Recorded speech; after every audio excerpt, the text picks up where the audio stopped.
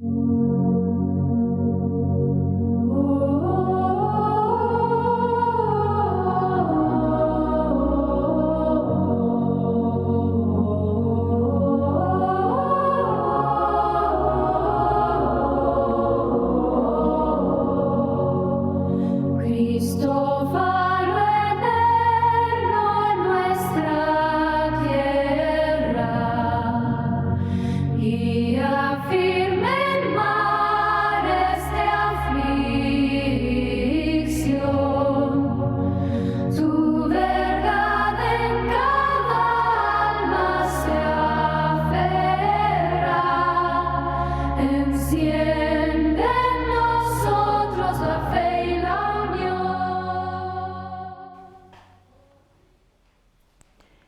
noches, audiencia. Sean todos bienvenidos a este espacio Iglesia y Humanidad. Hoy nos vamos a detener en uno de los pilares fundamentales de la fe cristiana, las 4 notas de la Iglesia Católica. De hecho, aquí vamos a conversar sobre ello para más o menos entender qué nos quieren decir con estas 4 notas, porque muchos feligreses están acostumbrados a recitarlo como si fuese un poema, sin de verdad entender qué nos quieren decir con estos 4 atributos. Tenemos aquí con nosotros al reverendo Padre Juan Bautista. Buenas noches, Padre, ¿cómo se encuentra? Buenas noches, Carmen, muy bien. Igualmente contamos con la presencia de nuestras analistas, a las hermanas Ana Laura y Noemi. ¿Cómo están? Buenas noches, con mucho gusto de estar aquí. Hermana Noemi. Buenas noches, muy bien, gracias a Dios, con gusto. Me alegro muchísimo. Vamos a hablar sobre esos 4 elementos fundamentales de la Iglesia Católica. Antes de nada, queremos entender qué se refiere la Iglesia con las 4 notas y por qué son tan importantes. Padre Juan Bautista, si puede aclararnos un poco qué nos quieren decir con las 4 notas esenciales de la Iglesia. Las 4 notas no hacen sino ayudarnos a entender lo que es la Iglesia, porque nos podríamos hacernos la pregunta ¿y qué es la Iglesia? Y las notas estas y tal vez otras tantas van ayudando a entender qué es lo que efectivamente se define lo que es la Iglesia, ¿no? Que es un pueblo con todo lo que esta tarde vamos a ayudar a la gente a entender. ¿Y dónde aparecen específicamente formuladas, por ejemplo, en la Biblia, hermana Ana Laura, dónde podemos encontrar esas 4 notas? Bueno, en la Biblia las encontramos en diferentes textos, pero nosotros como católicos las recitamos precisamente en el credo. Cada domingo que nosotros rezamos el credo, proclamamos en qué creemos y ahí vamos numerando una a una precisamente estas notas de la Iglesia. Vemos que en esas notas dicen que la Iglesia es una, es santa, es católica y es apostólica. No sé si mal lo estoy recitando, ¿no? Porque muchas veces a la hora de recitarlo, los feligreses solían decir la Iglesia Católica es una santa. Ajá. Católica y apostólica, creo que es una forma errónea. Sí, es que esto de las notas son las características que van definiendo de alguna manera pues la identidad de la Iglesia, ¿verdad? Entonces hay que poner la coma ahí, es una, santa, católica y apostólica. ¿Y por qué se confirma que la Iglesia es una santa si los que la congregamos somos todos pecadores? ¿Es una santa o es una santa? Es santa. Ah, vale. ¿Por qué decimos que la Iglesia es santa? Bueno, por 3 razones. Y el principal de ellos es porque nuestra fe nos dice que Dios está presente en ella. Y ya con eso va todo, ¿verdad? Pero es porque Dios, que es su origen, que es el 3 veces santo, Padre, Hijo y Espíritu Santo, la habita, ¿verdad? Por un lado es eso. Otra, el fundador es Jesucristo y Él es santo, está en el origen. Y la otra es que el alma, o sea, como todo cuerpo tiene un alma y esta alma es el Espíritu Santo y por lo tanto esta Iglesia es santa. Y como ya nos lo dirá después un reverendo por ahí, ¿verdad? Si la cabeza es santa, que decimos que la Iglesia es el cuerpo místico de Cristo, Cristo es santo, entonces pues el cuerpo no lo vamos a desprender de su cabeza, por lo tanto afirmamos desde ahí que la iglesia es santa. Y con el precepto de que es una, ¿qué nos quieren decir? ¿Qué hace alusión?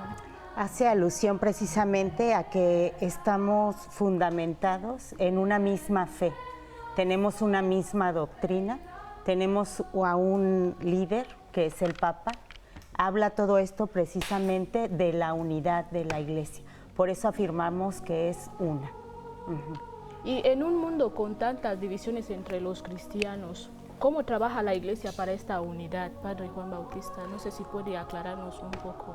Sí, efectivamente, si nosotros ya recogemos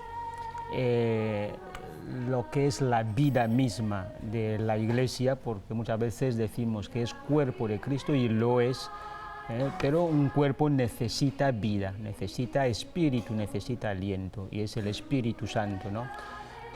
La unidad, efectivamente, de la que se habla aquí, no es uniformidad, de hecho es unidad en la diversidad.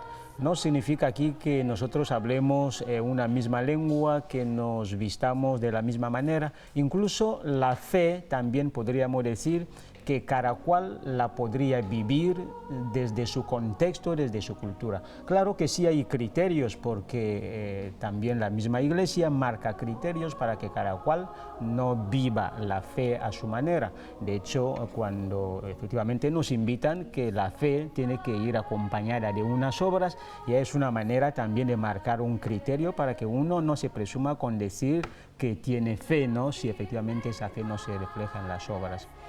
Y también una cuestión muy importante, la unidad de los cristianos, bien efectivamente lo que ha dicho la hermana Noemi, ¿no?, por su origen, decir Dios, pero un Dios que es uno y trino, ¿no? Nosotros no creemos en muchos dioses, creemos en un único Dios. De hecho somos una religión revelada monoteísta, no creemos en muchos dioses. Y esa unidad efectivamente también se refleja en el fundador, porque es Jesús quien funda la iglesia. Y al fundarla pone al frente, como lo ha dicho la hermana, a un líder, como lo ha dicho la hermana Laura, podríamos decirlo, el líder entre comillas. Estaríamos hablando del sucesor de Pedro, que es el Papa. Y empezando con el mismo Pedro, cuando Jesús le dice: tú eres Pedro, que significa piedra, sobre esta piedra edificaré mi iglesia. No habla ahí de las iglesias. Jesús no dice: sobre esta piedra edificaré mis iglesias, lo que significa que hay una única iglesia. Por lo tanto, la diversidad esta que crea no ya la unidad, sino las diferencias, el que no podamos ya ser una sola cosa, no es por Cristo, sino por razones ya personales que nada tienen que ver con el fundador, que es Cristo, con el autor, que es Dios uno y trino, y sobre todo con el único espíritu que da vida a la iglesia. Ya que antes hemos dicho que la iglesia es santa, podemos decir que todos los cristianos están llamados a esta santidad. ¿Y cómo lo viven a diario? Claro, la llamada a la santidad es una vocación que tenemos todos los católicos. Estamos llamados a ser santos como nuestra cabeza es santa. Entonces, es una iglesia santa por su cabeza, pero también lo va a ser en la medida en que cada uno de nosotros católicos logremos la santidad. Y la santidad se refiere a estar felices con tu vida, a cumplir con tu papel, por ejemplo, de madre, de hijo, de religiosa, cumpliendo nuestra vocación, estando satisfechos porque llevamos adelante los valores del Evangelio en el día a día. ¿Es fácil? No. ¿Es una forma estándar? ¿Todos lo vamos a vivir de la misma manera? No. La santidad tiene una multitud de rostros conforme son los rostros de cada católico, pero todos nosotros estamos llamados a vivir precisamente esa santidad en el día a día, en los pequeños detalles. Y supongamos, como dijimos en el programa anterior, sobre un hogar donde el padre congrega en una iglesia y la madre en otra, ¿cómo compaginan? ¿Cómo pueden hacerlo? Yo creo que es un gran reto, esto es una reflexión personal, ¿no? Si el matrimonio o la pareja han decidido, a pesar de tener fe diferente, hacer una familia, ellos tendrían que llegar a acuerdos en que los hijos también pudieran vivir los valores de sus diferentes religiones, lo mejor de cada una, ¿no? Y quizás más adelante que ellos pudieran decidir, pero es algo realmente complicado, ¿no?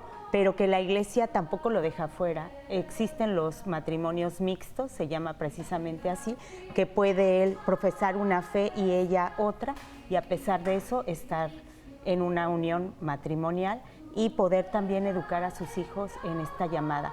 Aunque creo que sería un poco complicado si la otra religión no considera, por ejemplo, que se puede ser santo en el día a día, en los pequeños detalles. Ahí la educación de los hijos sería todo un reto llevar adelante, ¿no? Bueno, vamos a seguir desglosando sobre este aspecto, pero antes de nada vamos a ir a una pequeña pausa, donde vamos a visualizar un reportaje en el cual aparece el vicario general Fortunato Jue. Igualmente, tras el reportaje vamos a recibir aquí con nosotros a uno de los redactores de esas catequesis. Si nos lo pueden poner, por favor.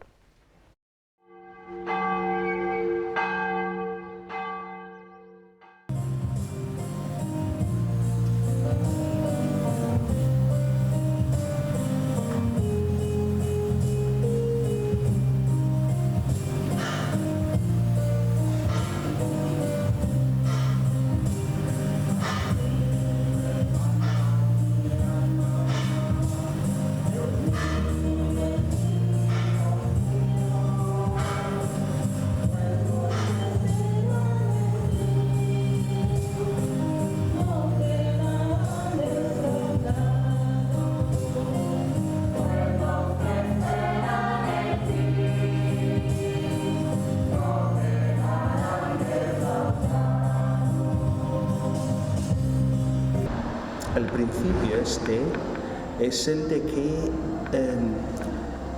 la unidad de la Iglesia se define por tres cosas. Es una porque tiene unidad de fe. Es decir, los cristianos católicos, cuando vamos a la Iglesia cada domingo, vamos a profesar en qué creemos, por lo menos si somos católicos. Cuando decimos el credo, decimos en qué creemos. No quiero hablar de otros, quiero hablar de la Iglesia Católica. Y es que la Iglesia Católica te dice en qué crees cuando vas a la Iglesia. La primera nota de la unidad, una en el credo, una en los criterios de salvación, en el sentido de que los medios de salvación son universales para todos. Es decir, los sacramentos que recibimos son los mismos aquí en Guinea Ecuatorial, en Gabón, en la Conchinchina y en Colombia. El bautismo es el bautismo, son los medios de salvación. Una, en el sentido de que la disciplina es única. Lo que se prohíbe aquí es lo que se prohíbe en cualquier parte del mundo. Lo que se faculta aquí es lo que se faculta en cualquier parte del mundo. De ahí que la Iglesia sea una. La Iglesia es santa. La santidad de la Iglesia se ha de reafirmar. ¿Por qué? Porque por una razón simple y entendible para todos los que tenemos fe en Dios, que es Dios quien garantiza que la Iglesia sea santa. Es Jesucristo por quien la Iglesia es santa, y no por mí ni por el sacerdote de turno. Es santa porque es Dios quien la regenta. Una, santa. Católica. Es católica. Aquí es donde quizás, porque los medios de salvación, o lo digo de otro modo para que sea más entendible, la Iglesia desde su germen ya tenía vocación universal. Es decir, los apóstoles, o si quieres, el mismo Jesucristo, desde cuando nace, en el momento de la Epifanía, ya vienen gente de otra parte a comprender que era el Mesías. La Iglesia tiene vocación universal de salvación, manteniendo la unidad y la santidad, una, santa y católica. Es decir, la unidad y la santidad son aspectos o dimensiones que garantizan la catolicidad. Y romana porque siendo una iglesia, el apóstol Pablo y el apóstol Pedro murieron en Roma y fueron los pilares de la iglesia desde aquel entonces. Por esa razón es que entendemos, o la iglesia ha entendido desde siempre, que se tiene que revertir todo hacia Roma. El obispo de Roma es el sucesor de Pedro, y en base a eso tenemos que todo dirigirlo a Roma, para que Roma sea, como quien dice, el centro de la unidad. El representante, el obispo de Roma es el representante de la unidad de la iglesia.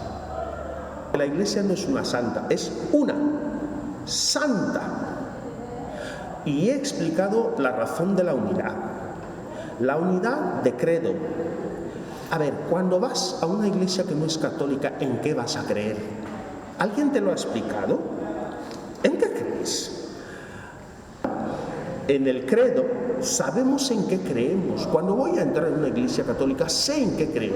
Creo en Dios Padre, creo en Dios Hijo, creo en el Espíritu Santo, creo en la iglesia católica, espero la resurrección de los muertos.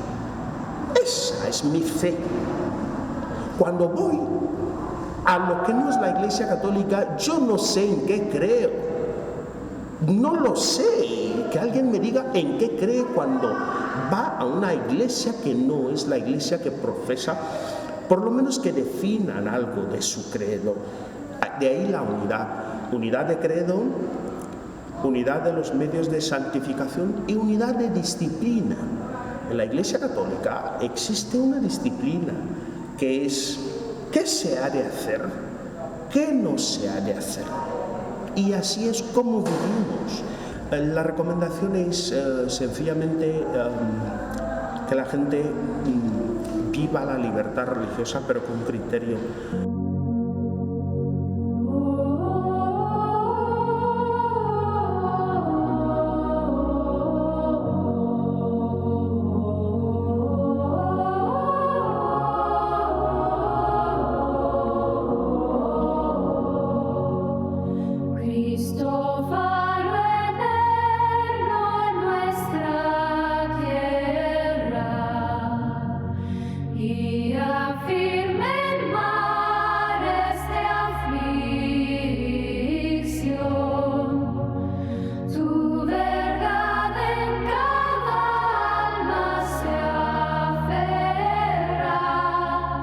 Enciende en nosotros la fe y la unión.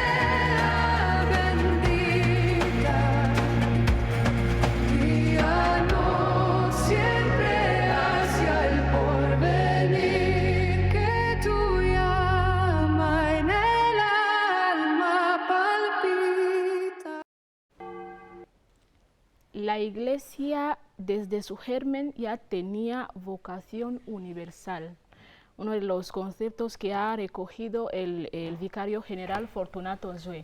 Y aquí ya se encuentra con nosotros también el invitado de esta noche, el padre Crisantos García Díaz. Bienvenido, padre. Buenas noches. ¿Cómo Gracias se por la encuentra? invitación. Muy bien, gracias por la invitación. Muy bien. Es uno de los que redactaron esa catequesis que estamos analizando. Y entre lo que han podido visualizar en el reportaje del vicario general, ¿con qué se han podido quedar? A ver, padre. A mí sobre todo lo que realmente me queda más con la última parte en la que han salido la iglesia, los hermanos cantando, los hermanos bailando. Me ha parecido muy bonito, aparte del himno de fondo también es muy, muy elegante. Pienso que muchas veces nos quedamos en esto de las notas de la iglesia y lo importante es la iglesia como tal. La iglesia es más que la jerarquía, es más que los ritos, es el pueblo santo de Dios y es sobre todo lo que hemos visto al final del reportaje. También ha sido interesante, ¿no?, cómo ha hecho la distinción entre una santa, que generalmente lo hacemos todos sin darnos cuenta, el decir que la iglesia es una santa. Y ahí esto es una equivocación realmente que cometemos muy a menudo. Y la iglesia es santa realmente, formada por pecadores, pero es santa. Y bueno, la palabra católica creo que procede del griego, ¿no?, que significa universal. Entonces, ¿qué hace la iglesia para compaginar con las diferentes formas de ser, ya sea la raza, la cultura, las distintas personas del mundo? ¿Cómo hace la iglesia para compaginar con ellos? La iglesia, por ejemplo, una vez llegara a Guinea, ¿se adecua a la forma de ser de los guineanos o la iglesia moldea a los guineanos para que hagan lo que quiere la iglesia? Es muy interesante tu observación, ¿no? En realidad la iglesia tiene unos valores que representan precisamente el reino de Dios. Esos valores llegan a la cultura y claro está, quienes van a vivir esos valores son personas concretas, con edades concretas, historias concretas y una cultura en específico. Entonces, esos valores se van enraizando en nuestras culturas y ahí van a florecer.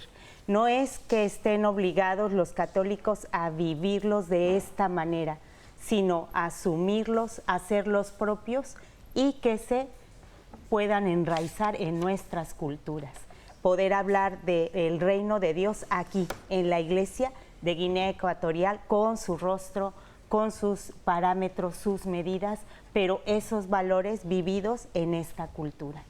Puedo decir que prácticamente ustedes viven de la iglesia todos los días.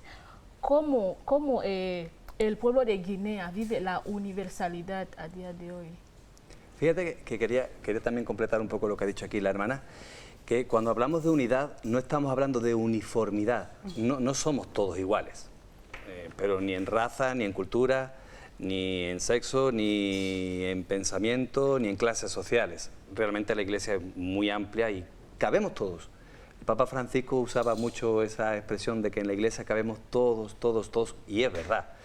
Entonces, de hecho, en el Apocalipsis, el apóstol San Juan habla de una multitud que es de toda lengua, raza, pueblo y nación.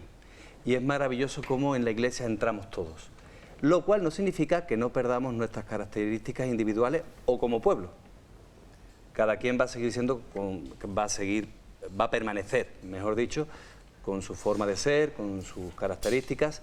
Lo único quizás que el Señor quiere cambiar en nosotros es el pecado, propiamente. Pero por lo demás, la forma de ser no cambia. Y ya a nivel de pueblos, evidentemente cada pueblo tiene su propia idiosincrasia, tiene su propia forma de ser. Y es maravilloso cómo la iglesia no cambia eso. Cambia quizás lo malo que pueda tener ese pueblo, esa tradición, esa cultura. Y entonces se da un proceso que se llama inculturación, que es maravilloso, que es la iglesia aporta lo maravilloso, lo genial del Evangelio, y la cultura adaptándolo, recibiéndolo, lo adapta a su propia forma de ser. Entonces, por ejemplo, lo que veíamos en el reportaje que hemos visto cómo los guineanos pues aceptan el Evangelio y la forma de expresarlo, de vivirlo, de sentirlo es distinto quizás de otros pueblos, ¿no? Yo, por ejemplo, que de origen soy español, y sí que es verdad que la forma de vivir las celebraciones litúrgicas, sobre todo, ¿no? Los españoles somos un poquito más, nos gusta más el silencio, el recogimiento, etcétera. Aquí son mucho más festivos y la música forma parte esencial. No se podría entender una celebración de la Eucaristía, por ejemplo, sin música.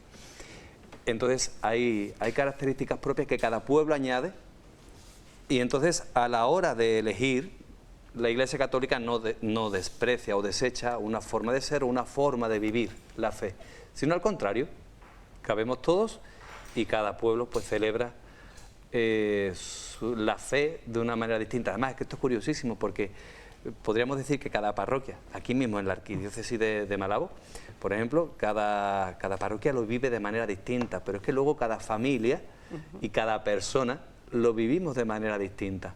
Entonces, ¿se puede hablar de uniformidad? No, y de hecho no decimos la Iglesia es uniforme, no, somos todos distintos. Y además eso también es maravilloso porque es la genialidad de Dios de hacernos a todos distintos y sin embargo el conjunto es uno, y eso es fantástico, que cada uno aporte su forma de ser, su genialidad, incluso los que para muchas veces lo que la sociedad desecha, los enfermos, los que tienen enfermedades, los pobres, para la Iglesia no los desprecia, no los margina. Son también importantes para nosotros, incluso para aquellos que los cuidan. Todos somos necesarios en la Iglesia. Los niños, las personas mayores, todos somos necesarios en la Iglesia y Dios nos ama a todos. Entonces por eso es que decimos que la Iglesia es una, pero no uniforme. Pero igualmente creo que es bastante difícil porque no es fácil lidiar con un grupo de personas, Padre. No es fácil lidiar con un grupo de personas. ¿Y cómo lo consigue la Iglesia? Sí, efectivamente, cuando estamos hablando de la universalidad de la Iglesia, que no estaría lejos de lo que es la catolicidad, estaríamos casi diciendo lo mismo, es que aquí se intenta buscar un equilibrio entre lo que es la comunidad, como muy bien lo ha explicado el Padre Crisantos, y lo que es el individuo, porque el individuo no se pierda en la masa. Y esto efectivamente lo vemos en el Evangelio de Jesús como buen pastor, cómo es capaz de dejar las 99 ovejas para ir tras la oveja descarriada, la oveja perdida. Porque si no fuera así, la Iglesia podría convertirse en un comunismo donde no importa la identidad personal de cada individuo, de cada cultura, de cada pueblo.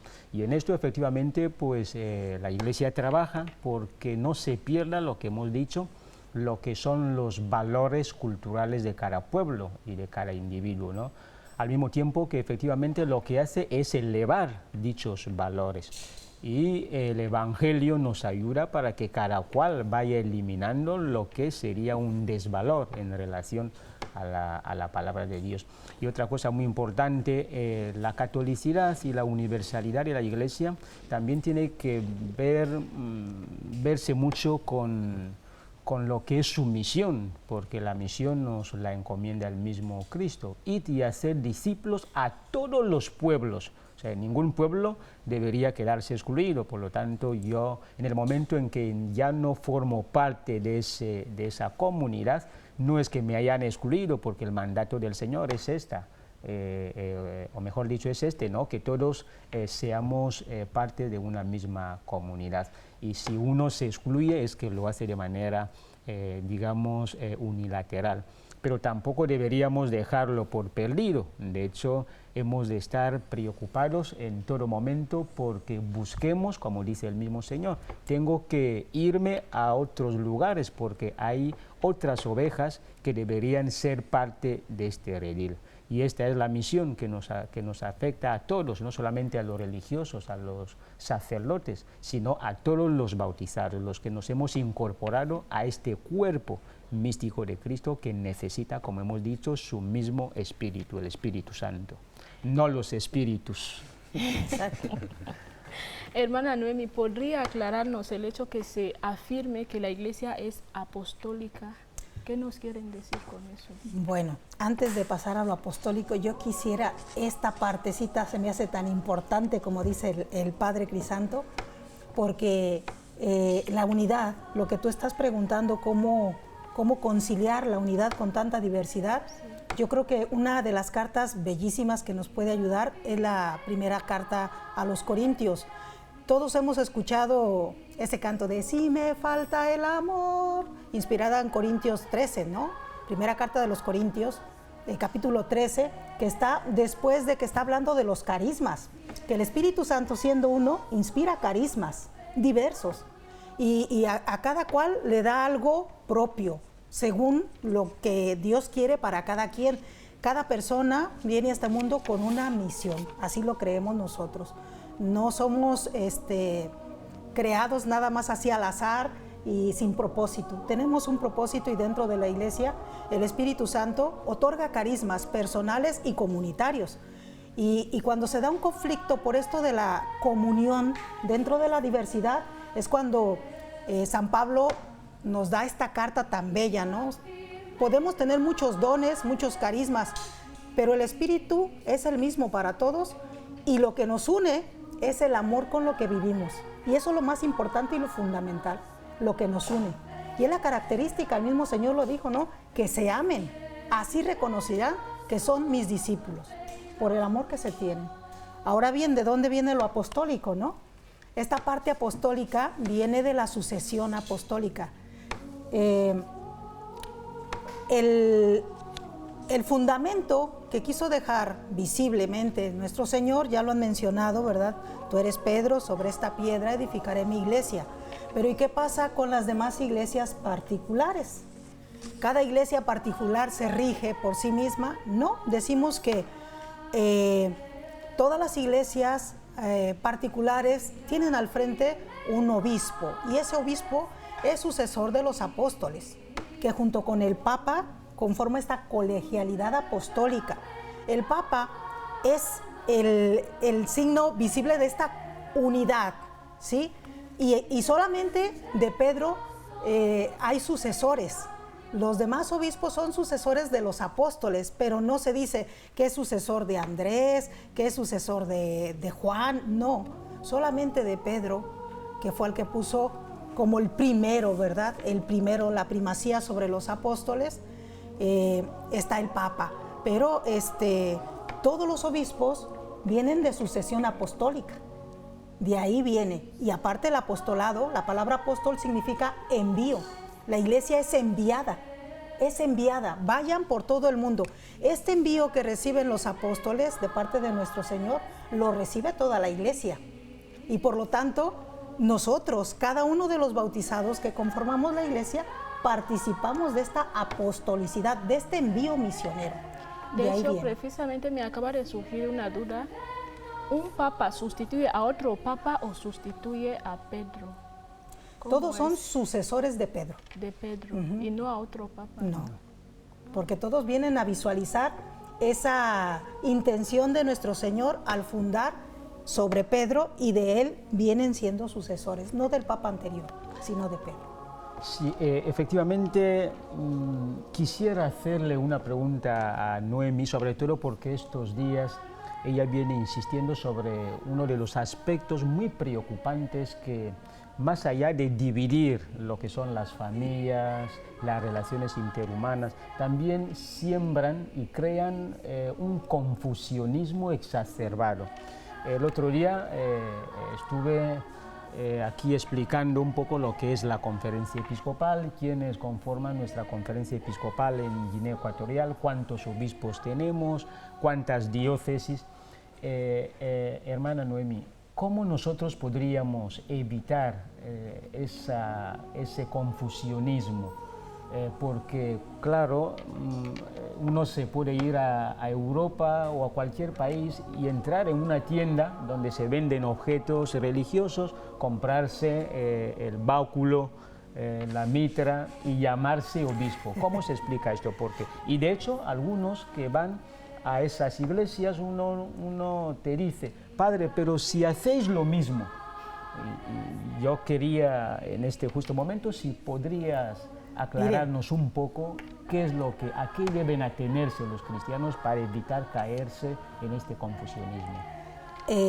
Preguntó la hermana aquí, Carmen, que de dónde nos viene la apostolicidad, ¿no? Pedro, una vez confirmado en su fe, el mismo Señor le dice, tú confirma la fe de tus hermanos. Y hemos estado hablando de confirmar la fe. Entonces, ningún obispo se nombra a sí mismo. Todos reciben nombramiento del Papa. Ahí está la comunión. Entonces, si yo voy y me compro un báculo, me visto, no por eso decimos en México, el hábito no hace al monje. No hace al monje. Entonces, debemos de tener esta comunión, ¿no? Si el obispo que dice ser obispo, ¿en qué momento se le nombró tal? Porque viene esto desde la Santa Sede, desde el Papa, desde Roma, ¿no? Entonces, desde ahí ya estamos rompiendo que no estamos en la Iglesia Católica. Si este obispo no fue nombrado por el Papa, no está dentro de la Iglesia Católica. Perfecto. Ajá. Perfecto. Incluso unos acontecimientos importantes como el que vamos a tener en breve, basta con que uno vea si efectivamente Juan Bautista, que se dice ser obispo, ver si aparece, ¿no?, celebrando con el Papa, ¿no? También podría ser un momento oportuno. Esto de la sucesión apostólica es importantísimo, porque al final, en esto de las 4 notas de la Iglesia, una, santa, católica y apostólica, es muy importante la sucesión apostólica. Recorre, ¿por qué la Iglesia es una? Pues porque somos fieles a los apóstoles, a la enseñanza que hemos recibido, porque todos juntos rezamos el mismo credo. Es santa, porque santo es Dios, pero al mismo tiempo esta sucesión apostólica nos hace saber que estamos verdaderamente adorando al Dios que se ha revelado a través de Jesucristo. Es apostólica, ahí se ve clarísimo la sucesión apostólica, no podemos decir que la Iglesia es apostólica si no hemos seguido la sucesión apostólica. Y pues apostólica también se aclara por sí mismo. Lo de la catolicidad igual, aunque esté extendida por el universo entero, en todos los países está la Iglesia Católica actualmente, quizás en mayor o en menor medida, pero está extendida por toda la tierra. Y la sucesión apostólica es lo que garantiza que, aunque tenga características propias cada país o cada zona, pero es la Iglesia Católica en cuanto que obedecemos a lo que nos han enseñado los apóstoles. Entonces es muy simpático esto porque sin esta fidelidad a lo que nos han enseñado los apóstoles, que en el fondo es fidelidad a lo que el Señor Jesús enseñó a los apóstoles, pues no existe Iglesia Católica definitivamente. Bueno, a continuación vamos a ver un pequeño video de una misa que celebró el arzobispo de Malabo en el santuario Claret.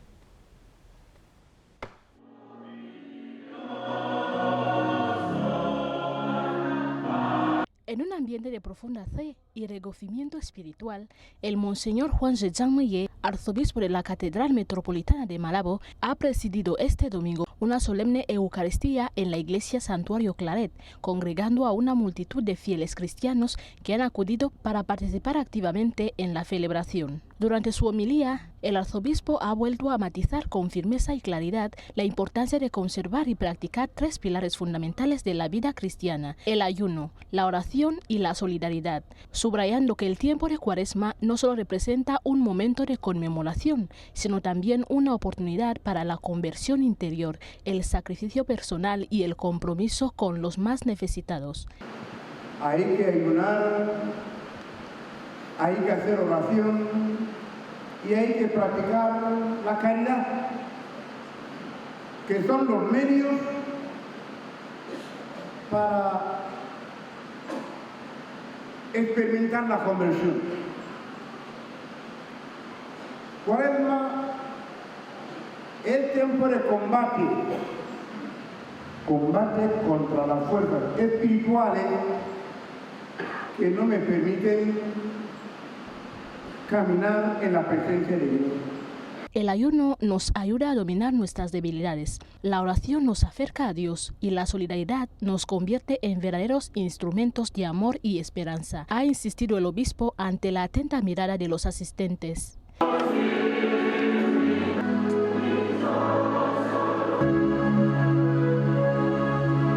Al término de la Eucaristía, el Monseñor Juan Jejamaye ha felicitado de manera efusiva la presencia masiva de los fieles, destacando la importancia de mantener viva la participación activa en la vida parroquial. Asimismo, ha vuelto a insistir en la necesidad de prepararse espiritualmente ante la visita del Santo Padre prevista a Guinea Ecuatorial en el mes de abril, un acontecimiento que, según ha afirmado, debe vivirse con unidad, responsabilidad y profunda fe.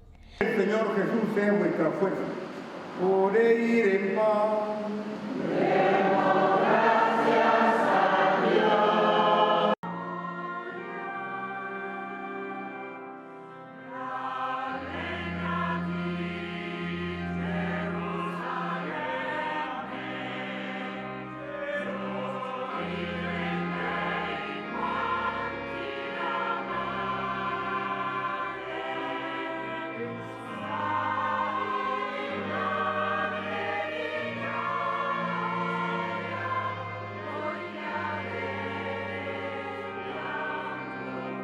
Questi misteri. Egli nella notte in cui veniva tradito prese il pane, ti rese grazie con la preghiera di benedizione, lo spezzò, lo diede ai suoi discepoli e disse: prendete e mangiatene tutti, questo è il mio corpo offerto in sacrificio per voi.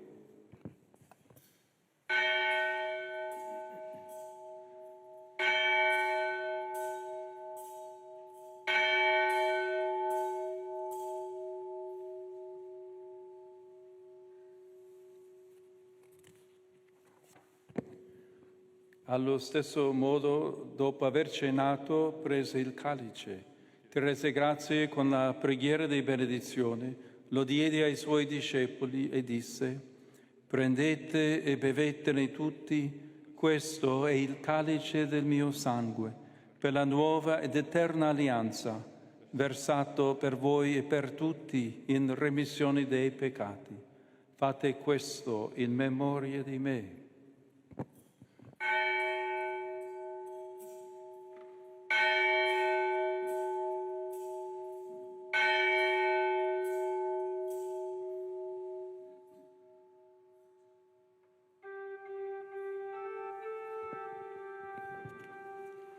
Mistero della fede, onnipotente, Padre e Figlio e Spirito Santo, discenda su di voi e con voi rimanga sempre.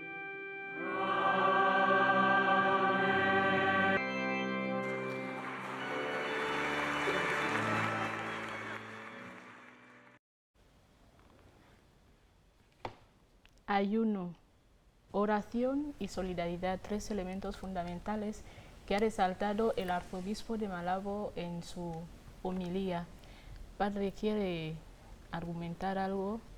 Bueno, creo que todo en la homilía del señor arzobispo, todo ha estado bastante claro, porque la oración efectivamente es el arma de los cristianos y la expresión a través de la cual hablamos con Dios. Si no rezamos, no hablamos con Dios, y la oración tiene una fuerza tal que efectivamente hace que se realicen nuestros deseos, ¿no?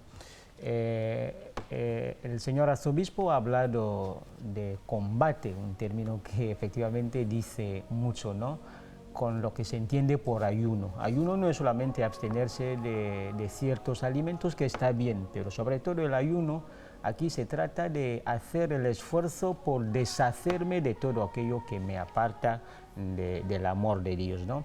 Y luego la caridad y la limosna.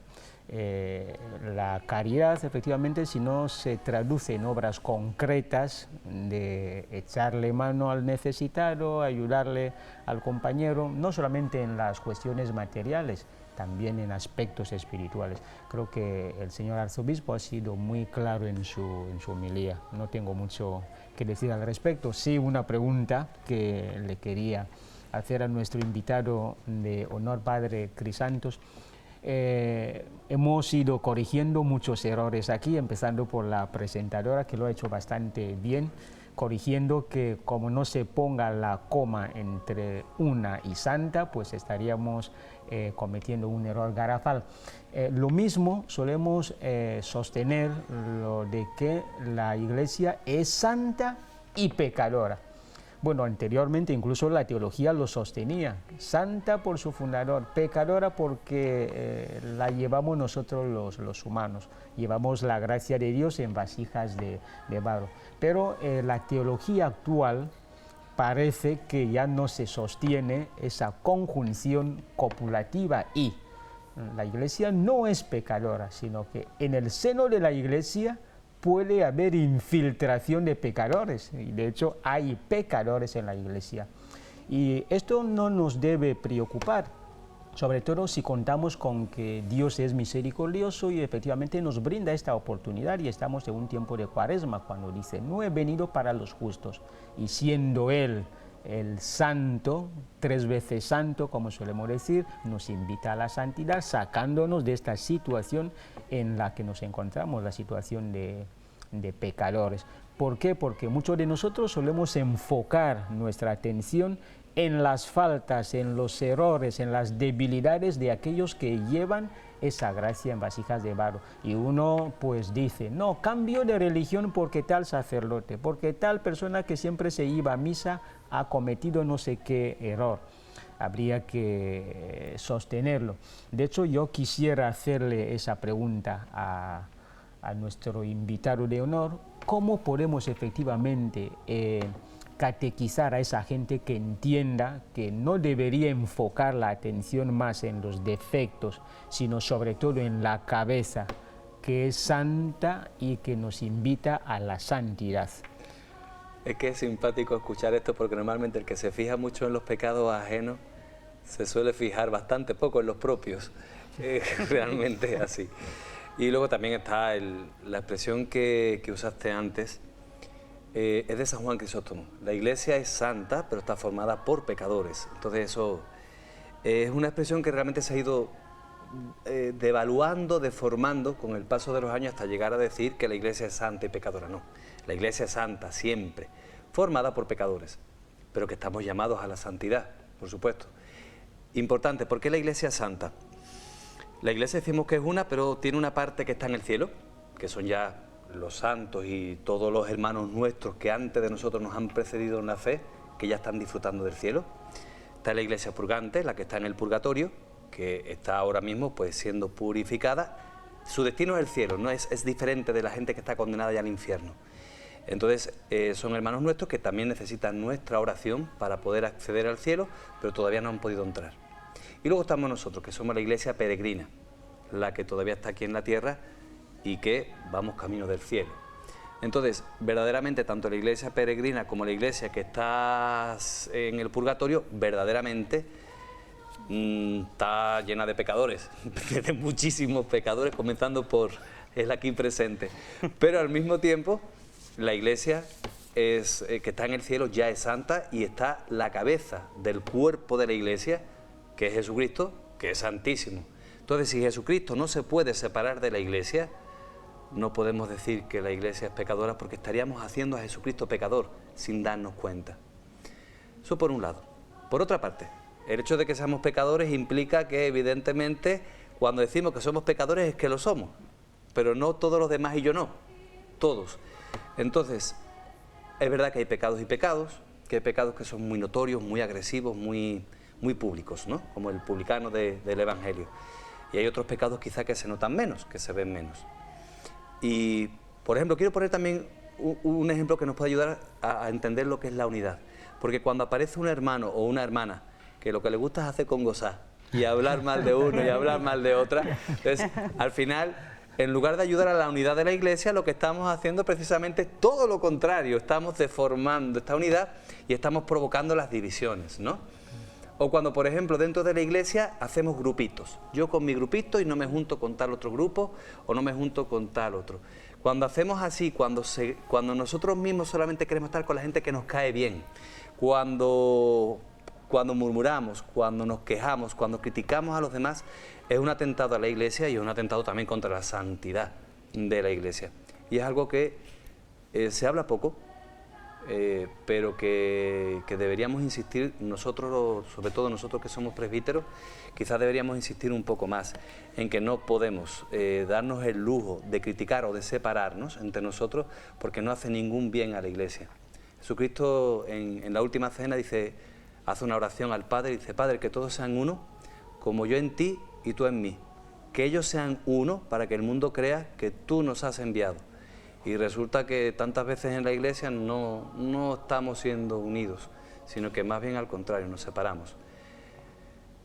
En este aspecto quiero decir que esta mesa es fantástica, me encanta. En esta mesa estamos, a ver, 2 mexicanas, 2 guineanos, un español. 2 religiosas, una laica, 2 presbíteros y de diferentes edades además, ¿verdad? No vamos a hablar de la juventud y de los que ya no somos jóvenes porque no quiero entrar pero realmente es fantástico como en esta mesa que somos de diferentes y también 3 mujeres, 2 hombres, o sea, es fantástico, ¿verdad? Incluso tú y yo, ¿no? O sea, yo soy ordenado por la República Dominicana, yo no soy, aunque soy español por nacimiento. Bueno, también, por cierto, estoy nacionalizado dominicano, o sea que hay un dominicano en esta mesa, por cierto, ya que estamos hablando del tema.